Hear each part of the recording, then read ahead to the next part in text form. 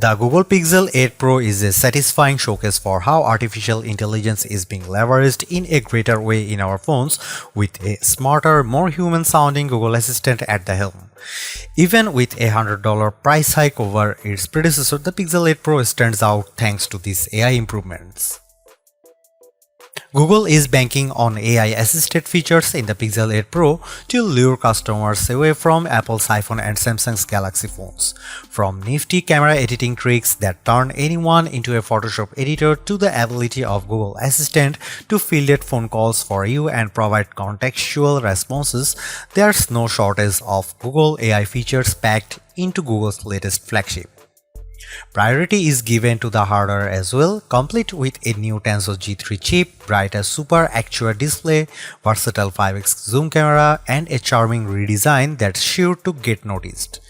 There's also a temperature sensor exclusive to the Pixel 8 Pro that sort of adds utility to the phone but feels out of place for a phone that's all about convenience. Yet there is lingering feeling in the back of my mind about whether or not this ensemble is enough to justify the Pixel 8 Pro's $100 price increase. At $999 it's still technically cheaper than direct rivals like the iPhone 15 Pro Max or Galaxy S23 Ultra, but it still needs to convince prospective buyers that it's also more valuable than the standard Pixel 8, which costs $300 less. In my Google Pixel 8 Pro review, you will see how Google addresses the biggest concerns about last year's flagship, like its battery life, performance, and display, to find out if there is enough on hand here to make the Pixel 8 Pro one of the best phones released this year. I was really hoping that the Pixel 8 Pro would keep the same $899 starting price as its predecessor, but that wasn't meant to be. While I am bummed that you now need to shell out $999 for the Pixel 8 Pro, it's still technically cheaper than the Galaxy S23 Ultra and iPhone 15 Pro Max, both of which now cost $1,199. Despite the $100 price hike over the Pixel 7 Pro, Google still undercuts many flagships in the Pixel 8 Pro's class. Pre-orders for the Pixel 8 Pro are available right now with general availability in stores and online starting on October 12. In a standard flagship format, the Pixel 8 Pro is available in 3 color options: Obsidian, Porcelain, and Bay. The latter blue shade is the most charming of the bunch if you ask me, but I also like that there are 5 colors option to choose from the Google's official Pixel 8 Pro case. I'm a little annoyed that the base storage option of the Pixel 8 Pro still remains at a 128GB. By comparison, Apple and Samsung upgraded the starting storage option of their flagships, the iPhone 15 Pro Max and Galaxy S23 Ultra, to a more reasonable 256GB. If you need more storage, the Pixel 8 Pro will also be available in 256GB, 512GB and 1TB storage options, costing $1,099, $1,199 and $1,299 respectively.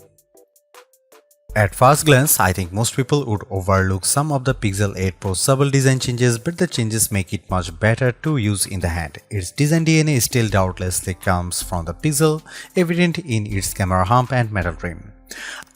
I am drawn instantly to 2 changes with the Pixel 8 Pro's design. The first involves the phone's new matte finish, which makes it more grippy in the hand. Its slight contrast over the sleeker feel of the glass meets metal construction of the last couple of generations of Pixel phones, so I am delighted by this new change. I am also in love with the bay color option with its lighter bluish hue versus the usual black and white selections. The design choice that makes me skeptical about what's going on here is Google's decision to revert back to a single piece of glass with its triple camera arrangement.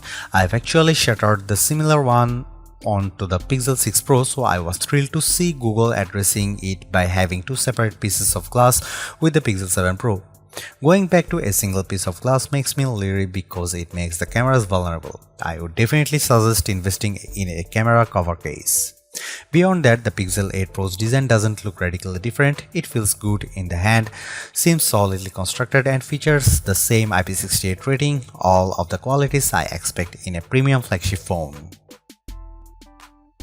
After spending more time with the Pixel 8 Pro's new temperature sensor, the more I realize it's not as practical to use as other implementations I have seen. The sensor's positioned on the back of the phone just underneath the camera's LED flash. You would think it'd be used to measure your body temperature, which it should do later since Google is seeking out FDA clearance for that purpose. At the moment though, the Pixel 8 Pro's new sensor is meant to measure the surface temperature of the objects. While there are logical reasons to do this, such as knowing if the ground's too hot for your four-legged friends to walk on, I think I'd rely more on common sense for that. Nevertheless, you need to keep the sensor about 2 inches away from what you are measuring. However, you will also need to select what type of material you are trying to measure through the thermometer app, which I suppose is necessary to get a more accurate result. I just can't see the practicality of this, especially when there are laser temperature guns and thermal cameras that could effectively do the same things from the further distances. Take, for instance, phones that have built-in thermal cameras which can measure heat signature from faraway distance. I just don't understand Google's logic behind the temperature sensor, which ultimately feels more like a novel addition than a necessary tool. One of the biggest shortcomings about the Pixel 7 Pro was its display. It simply wasn't as bright as other flagship phone screens. Fortunately, Google's looking to change that with the 6.7-inch 1344 by 2992 Super Actual display of the Pixel 8 Pro, which is rated to reach 1600 nits with HDR brightness and 2400 nits peak brightness.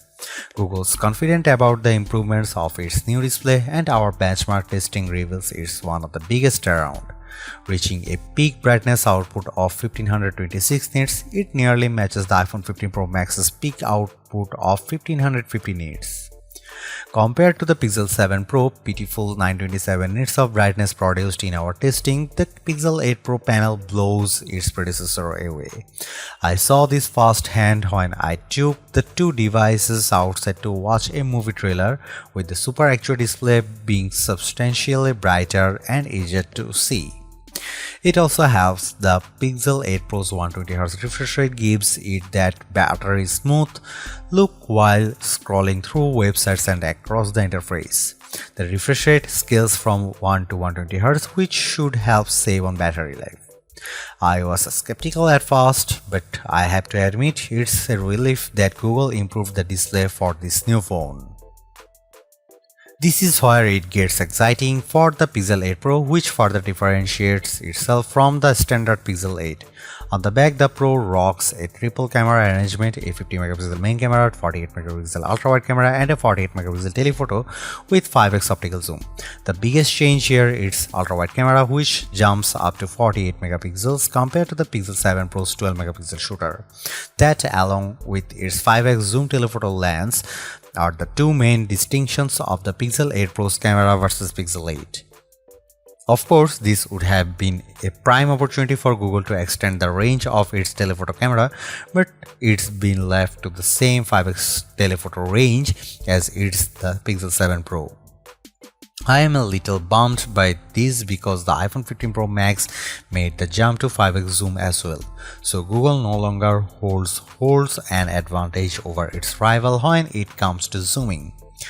As you could expect, everything about the cameras on the Google Pixel 8 Pro are better, with Google claiming improved low-light photography, sharper selfies, and its best zoom yet.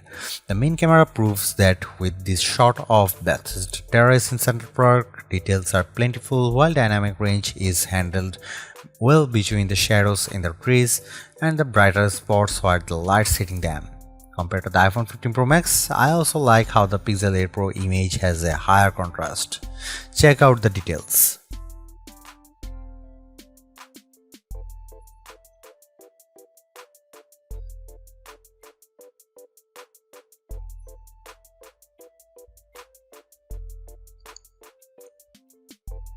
I can't stop focusing on how the Pixel 8 Pro is one of the smartest phones I have ever came across. For once, I can confidently say that it's the assistant I need to make my workflow more efficient and streamlined.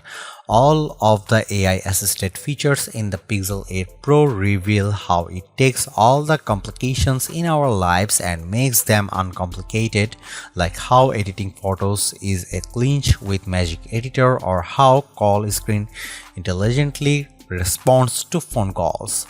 Even better, I am satisfied knowing that the Pixel 8 Pro improves on every aspect over last year's disappointing Pixel 7 Pro.